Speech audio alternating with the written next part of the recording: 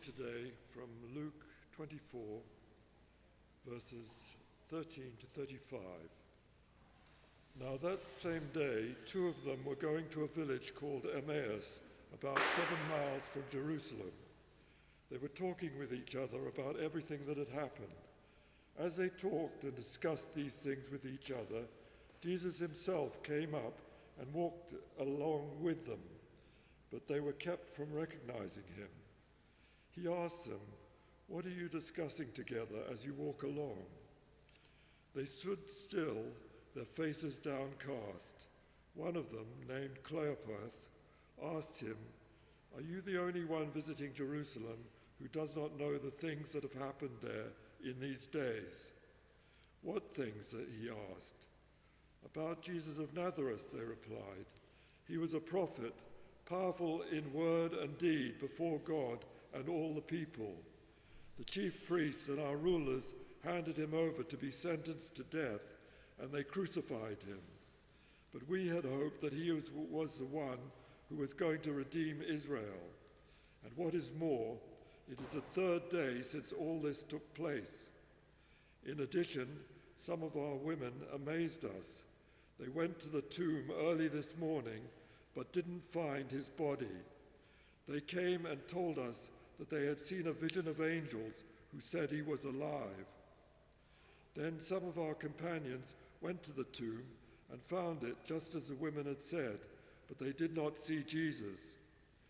He said to them, "How foolish you are, and how slow to believe all that the prophets have spoken. Did not the Messiah have to suffer these things and then enter his glory?" And beginning with Moses and all the prophets, he explained to them what was said in all the scriptures concerning himself. As they approached the village to which they were going, Jesus continued on as if he were going further, but they urged him strongly, "Stay with us, for it is nearly evening. The day is almost over." So he went in to stay with them. When he was at the table with them, he took bread, gave thanks, broke it, and began to give it to them. Then their eyes were opened, and they recognized him, and he disappeared from their sight. They asked each other, "Were not our hearts burning within us while he talked with us on the road and opened the scriptures to us?" They got up and returned at once to Jerusalem. There they found the 11 and those with them assembled together and saying, "It is true, the Lord has risen and has appeared to Simon." Then the two told what had happened on the way and how Jesus was recognized by them when he broke the bread. This is the word of the Lord. Anyone here ever have questions for God? Doubts, disappointments, things that you've really, really prayed for and you'd really hoped God was going to answer, and yet, no, there's no answer? I'm asking a rhetorical question, but I'm expecting the answer is yes to some or all of those questions for us. And I'm asking it because that's the two people we met in what we read from Luke's Gospel. It's what it felt like to them. They were on a 7-mile hike back to where they lived, a place called Emmaus from Jerusalem, first Easter Sunday. They're talking, verse 14, about everything that had happened, which is a catch-all for seeing Jesus crucified and the devastation of that, oh no, now what of that? Jesus catches up with them and he says, "Oh, what are you talking about?" And they're amazed. They think, "What?" Verse 17, their faces are downcast, their hearts are too, and they say, "Are you the only one visiting Jerusalem who doesn't know the things that have happened there in these days?" It would be like meeting someone and they were clueless about, I don't know, the war in Ukraine or the Pope having died this last week. And they just didn't know. And you're just thinking, where have you been? Why has this not come up in conversation for you? Everyone was talking about what had happened to Jesus in those days in Jerusalem. And Jesus, of course, full well knew that. And what we see here is he walks alongside these two travelers. And in this conversation, we see his kindness. he's giving these two downcast people a chance, first of all, to express all of their disappointment, all of their doubts, all of their, if onlys. We see his patience in listening to them. And I'm highlighting that because, well, he's the same today for you and me. He's patient with you and me as we put into words our doubts, or maybe we can't put into words how we feel sometimes. And our Heavenly Father is the same. When we feel downcast, despondent, despairing, there is a God who is prepared to listen to us, in fact, who encourages us to take what's inside and express it in whatever way we can, whether it's polite or not, and to talk to him in prayer. And that's true even when the reason we're miserable and despairing and downcast is because of our own unbelief and stupidity. It'll emerge in the story, but that's basically what Jesus diagnoses for these two. They don't believe and they are foolish, is what he says. You see, they'd been, if you were here, if you've read Luke chapter 24 before, if you go back to verse 9, they'd been part of the group of people that had heard Mary, Joanna, Mary and the others come back from Jesus' tomb, reporting what they'd discovered there. They'd met angels who said, he's not here, he has risen. They were part of the group that heard that, and they were part of the group, verse 11, who did not believe the women, because their words seemed to them like nonsense. That's why they were downcast. That's why they were dejected. Their unbelief in what had happened, in what they'd been told. And sometimes, for me certainly, for all of us I think, I can be downhearted because, well, I'm just looking at my circumstances. I'm just tuning into my emotions. I'm not actually believing what God says and talking to him in prayer about it, wrestling with him, expressing my doubts. I'm just ignoring what God says and going with how I feel or what's around me. And so when Jesus, risen from the dead, joins them on their journey, verse 16 says they were kept from recognizing him. He doesn't sort of dazzle them, he joins them and listens to them and walks with them. It's a really interesting detail to notice, actually, verse 16, that they didn't recognize him. Sometimes when people die, their nearest and dearest will say something like, oh, it felt like they were in the room with me yesterday, or I saw them in a crowd, and and there are these things that happen as you are missing someone enormously, and you kind of feel a connection with them still, or you see things, you imagine things, and that's just perfectly normal. It's part of grief. It's part of having loved someone so much and then having lost someone. But this was the opposite. The exact person they'd lost, the exact person they were missing, and they were talking about in this journey, came and joined them on the journey. And they said, oh, hello, who are you? Isn't that striking? This wasn't a case of some sort of hallucination. They actually meet Jesus and don't realize it's him. Why not? God keeps them from recognizing him. Why does he do that? Why does God sometimes not answer our prayers or delay answering our prayers? It's the same question, isn't it? Why does God sometimes do these things? And for them, and perhaps for us, they needed to learn something really key about what it is to be a Christian after the resurrection, after Jesus has returned to God.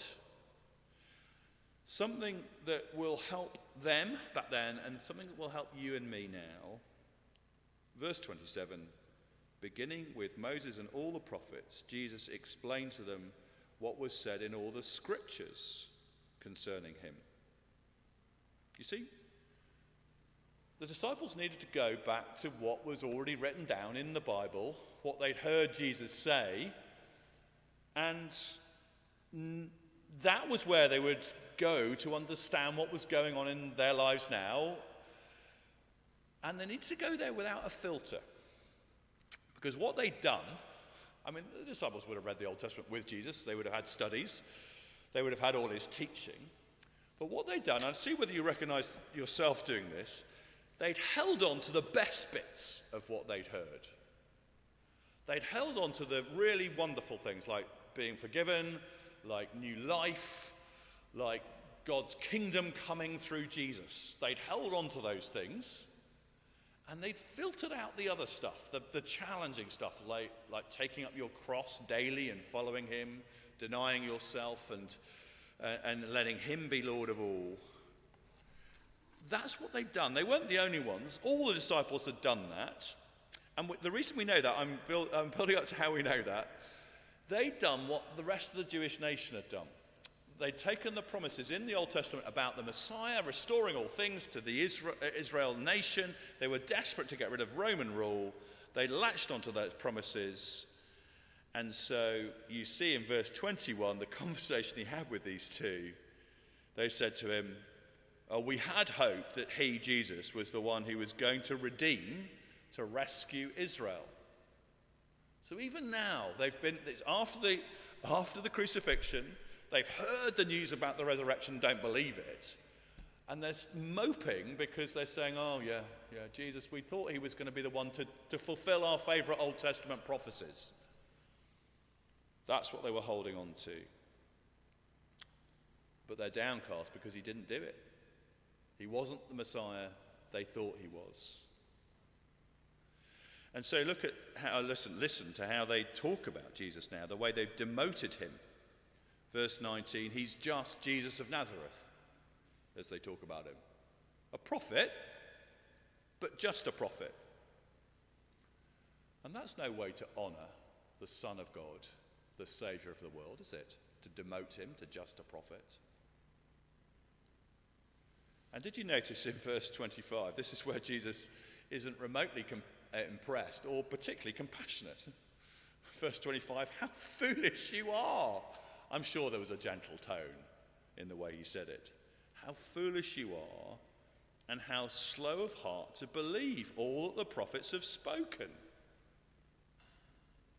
And I am too so often. They already had the answer in God's word in the Old Testament. They had it in Jesus' teaching. They had the eyewitnesses, those women who'd seen it, and they told them the words of angels that he'd risen, but they didn't believe. And I do want to reflect that I realise I'm kind of circling a bit in some of the things I'm saying here, but I just want to acknowledge that I'm like that. Every time I sin, take away the love of sinning we said earlier, every time I sin, it's because I believe something else than what God says. I believe that doing me and my thing is going to be better for me in some way. Every time I get muddled and kind of ever look in on myself rather than looking at God, looking at his word, we believe all sorts of things other than believing God. We believe ourselves, our instincts. We believe the advertisers and what they try and persuade us of we're going to be happy if we buy or have something. If we eat or drink or wear or drive the thing that they're putting in front of us with some great music and a fun something to watch. That's what we believe in our culture. We believe the medics, don't we? Whatever the medics say, we believe them. And, well, fair enough, they know more than I do. We believe the scientists. There are all sorts of people we believe. Do we believe God in the same way? What's written, what we know, what he's actually reinforced in our own personal experience over the years? Do we keep those things in our minds, remembering them and following after them, allowing them to shape us? You see, that's the way forward for these two people back then. The way forward is to go back to what God has already said to them. And it's the same for us each day. The way we live is by going back and then living out what Jesus has said in the Old Testament and the New. And so, after these two have recognized Jesus by the end of it, they remember the experience of Jesus doing this Bible study with them. Verse 32, "Were not our hearts burning within us when he talked with us on the road and opened the scriptures to us. Now, I'm not saying that every time you come and read the Bible yourself or come to a life group that it's going to be a, wow, my heart's on fire experience. Sometimes maybe, if God's really speaking to you about something personally, there'll be moments in your life you can think, yeah, wow, that was so rich and so intense, and God really helped me in that moment. But it reinforces this message. It reinforces what Jesus did, that actually it's in the scriptures that we're going to continue to feed and be led and guided and know our God and understand what it is to follow him. Understand that his mission, Jesus' mission, was far from a failure. He didn't go to death because his mission failed. He went to death because that was his mission. And then he rose to new life. And he will finally redeem not just Israel, but the whole of the creation. That's the fulfillment of the Old Testament promise that is coming. And so that's what Jesus leads them through, is this discovery that it's in the scriptures. So can you see why as a church we focus on the Bible? Week by week we have a significant section of our time is focusing on the Bible. We have life groups which are restarting this week for the Wednesday groups. We encourage people to read the Bible personally, to get the app on your phone, to have a book by your bed or somewhere else where you're going to notice it and think, yeah, let me read something from the Bible today. The emphasis on the Bible isn't because people in the church, well, we like books. Some of us love books in the church. Other people hardly ever read books, but we do read the Bible. It's a bit like if you ever see a crowd crowding around a pram. Yeah, you ever seen that? See a crowd crowding around the pram. I'm assuming every time you see that, they're not admiring the stitching or the colour scheme of the pram. They're admiring the contents, aren't they? The little one that's inside. And in that way, it's not books that we're into, it's Jesus that we want to know through the book. This is where he reveals himself day by day as we come to him and learn from him. So we need the Bible. We need all of it. Remember those people back then? They were even after Jesus died for them and rose again to bring new life, they're still fixed on, is this going to be the time that Israel gets free from the Romans? They were filtering. You and I will naturally filter. We'll filter the good bits and the hard bits. We'll think, I'll look at that another time. But again, the message here is to encourage one another not to ignore the hard bits, but to receive it all. That's one take home from these discoveries that these two disciples made on their way to Emmaus. And the other thing, shorter, is just to notice how they came to recognize him. They came to recognize him through what he'd given them to remember him by. Verse 28, they approach the village that these two live in. They invite him in, naturally. It's dangerous to travel late at night, and they're worried. And so they, after a long journey, sit down for some food, and bread is a key part of that, like it is in many, many cultures. Sit down for a meal, put a basket of bread on the table. That's what a lot of people do, isn't it? Standard meal, in other words, but what happened next is not standard. Jesus, on this, seeing the bread put down, he takes it, and he breaks it, and he starts giving it to them. And at that moment, they realize who he is. That's verse 30. It's clearly an important detail because it's highlighted when they run all the way back. It's interesting. They're worried in one moment about Jesus' safety, so they say, you've got to come in.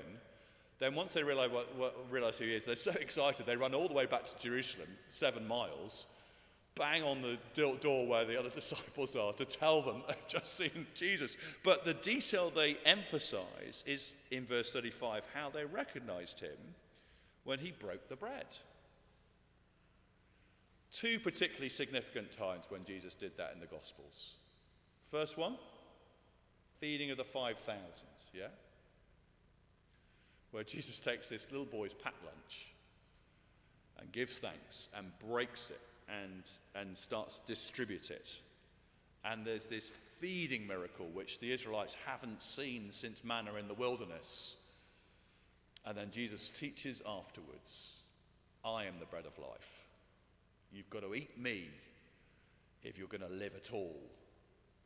And he's using that as a picture of his body, his death, his life that he wants to give to his people. And so when we get to the second significant time that he breaks bread, it's actually the same thing he's pointing to, isn't it? The Last Supper. It's Passover. And he takes the bread that they would use for the Passover meal, and he takes it and breaks it and says, this is my body, which is given for you. Do this in remembrance of me, because he would die as the true Passover lamb to rescue his people. And so seeing Jesus do this with them is the thing or that's the moment God chooses anyway, for them to say, oh wow, Jesus, you're actually with us. And at that point, he moves on. Again, it's a bit like why he took them back to the Bible. He's given them a different experience, a resurrection appearance, but this isn't going to be normal for them. What is going to be normal for them is to remember him in the way that he told them to remember him, with bread and with wine. They're entering the next phase of the kingdom. Jesus is going to return to the Father. But his people can really know him still, can be able to relate to him and to God through him, and to receive his Spirit.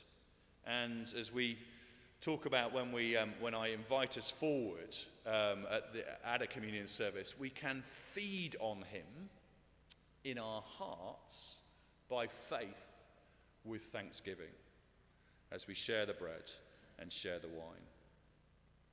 Of course, you can do that any mealtime if you want to at home to remember Jesus, but especially we do it with bread and wine as a church when we come together for communion, as we'll do today. So question, if Jesus has chosen to relate to us in those ways, if he's chosen to relate to us by taking us into the scriptures and revealing himself there, and by feeding us with spiritual life as we trust the death and resurrection of Jesus, as we break bread in remembrance of him, if Jesus has chosen to meet with us in that way, will we come to the place he's chosen? See the logic of the question? Jesus is revealing that he's going to meet with us.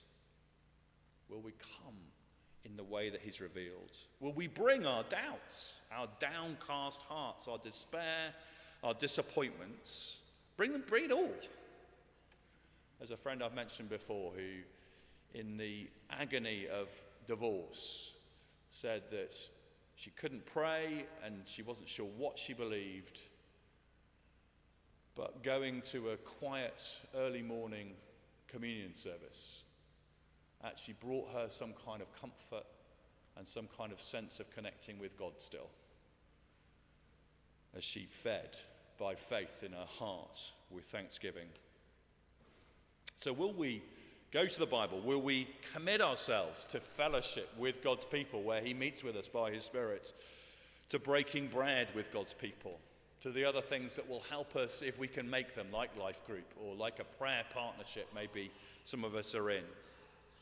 Will we do those things to nurture our faith? And then we haven't focused on it, but will we do the logical next step, which is what these two did after they discovered that Jesus was risen, which is they passed it on to others. They ran 7 miles to pass it on to others because they were so excited. It was the first Easter Sunday.